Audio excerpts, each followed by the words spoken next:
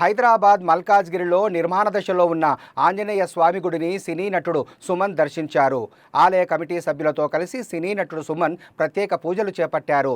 ఈ సందర్భంగా సుమన్ మాట్లాడుతూ యువత చెడు వ్యసనాలకు దూరంగా ఉంటూ ధర్మ మార్గాన నడవాలని, హిందుత్వంలో మహిళలను గౌరవించటం మొదటి సూత్రమని, మనమందరం మహిళల రక్షణ కోసం పని చేయాలని తెలిపారు. ప్రధాని నరేంద్ర మోడీ నాయకత్వంలో భారతదేశం ఉన్నత శిఖరాలకు చేరుతుందన్నారు సినీ నటుడు సుమన్. జై శ్రీ ఆంజనేయ స్వామికి అందరికీ నమస్కారం అండి. ఇక్కడ వచ్చేసిన పెద్దలందరికీ, మహిళలకి, పాత్రికేయ సోదరులకి, కార్పొరేటర్ గారు అండ్ మెయిన్గా డాక్టర్ చింతల మల్లేశం గారు, మాకు చాలా మంచి మిత్రుడు.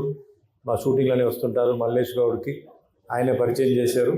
చాలా మంచి రిలేషన్షిప్ ఉందండి. అదే మాదిరిగా ఆయన ఆధ్యాత్మిక కార్యక్రమాల్లో చాలా పాల్గొంటుంటారు. ఇప్పుడు కూడా ఆయన చేస్తున్న సేవా కార్యక్రమాలు, ఆయన లెవెల్లో ఆయన డొనేషన్స్ అందరూ బాగుండాలని చెప్పేసి, అంటే మరి కొన్ని యాత్రికులకి రూమ్స్ కానీ ఏదైనా సరే, అంటే హిందూ ధర్మాని కోసం ఆయన ఎంతో చేస్తారు. ముందుగా ఆయనకి నమస్కారాలు చెప్తూ, మరి డాక్టరేట్ ఆయనకి ఇచ్చారు, పుదుచ్చేరిలో ఇచ్చారు. చాలా అది గౌరవమైన విషయం. ఎందుకంటే ఇక్కడ చేయడం వేరే, పుదుచ్చేరిలో వచ్చేసి ఆయనకి ఇవ్వడం అనేది నిజంగా చాలా గర్వకారమైన విషయం.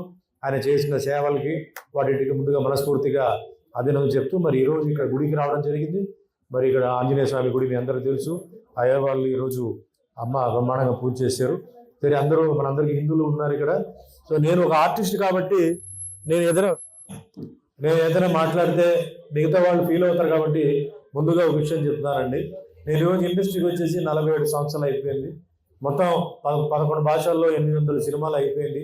170 సినిమాలు హీరోగా యాక్ట్ చేశాను.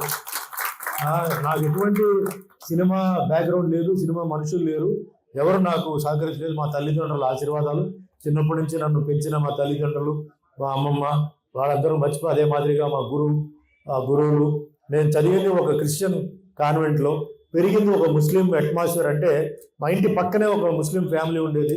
మా అమ్మగారు వచ్చి ఒక కాలేజ్ ప్రొఫెసర్, తర్వాత ప్రిన్సిపల్ అయ్యారు. కాలేజ్లో చాలా బిజీగా ఉన్నప్పుడు, నేను ఖాళీగా ఉన్నప్పుడంతా పెరిగిందంతా ఒక ముస్లిం ఫ్యామిలీలే. నాకు వాళ్ళే బాగా చూసుకున్నారు.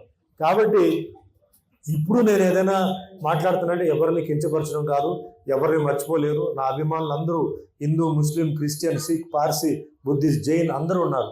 టెక్నీషియన్స్ ఉన్నారు, ప్రొడ్యూసర్ ఉన్నారు, డైరెక్టర్ ఉన్నారు. ఎందుకంటే నేను నార్త్లో కూడా సినిమాలు చేస్తున్నాను.